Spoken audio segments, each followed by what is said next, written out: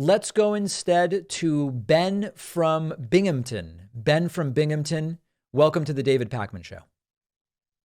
Hello, can you hear me? Yes, I can. All right. Well, thank you so much for taking my call. Pleasure. This is the first time I'm calling in. I've been listening for um, a couple of years now. Thank you. But I just wanted to call in just because I was curious about, with election sort of ramping up, election season coming up, I was watching this conversation that Trump was having, and with I believe it was Kristen Welker. Yes. And she had brought up the conversation about abortion, and he just struggled. And I was thinking about it, like, you hear Republicans, dancing around this conversation about like, you know, um, exceptions and stuff.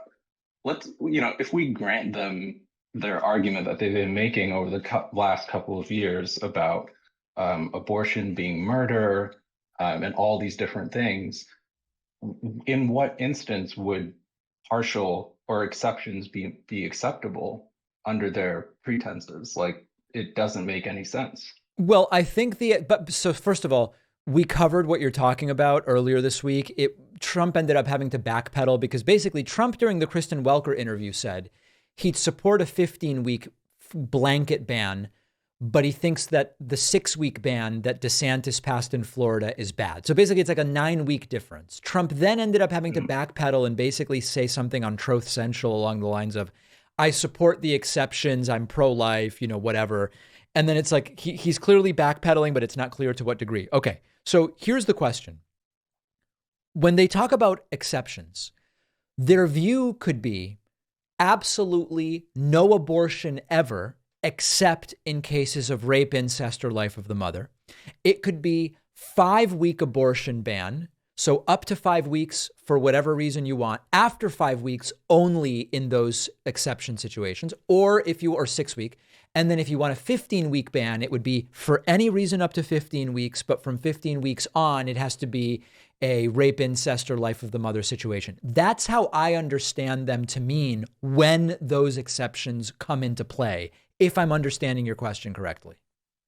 Yeah, and I mean, let's even be charitable. Let's grant them the argument. Okay, let's say, abortion is like the most ghoulish, demonic, unacceptable thing. I would think that the only acceptable position coming from their point of view is to never have any exceptions at Right. all. In No, what that's instance interesting. would This is exception? this is the conflict between their supposed values and the Mhm. reality of the political world, which is if we assume for a second that they genuinely believe and are correct that abortion is murder, period, and murder is bad, then there really should be no exceptions, right? And there are Exactly, some of exactly. them who say that. There are some who say even if a pregnancy is the result of a rape, it is still a gift from God, and we're not going to punish the baby for that reason. And some of them are more consistent on that, and they will say the woman should be forced to carry the pregnancy to term,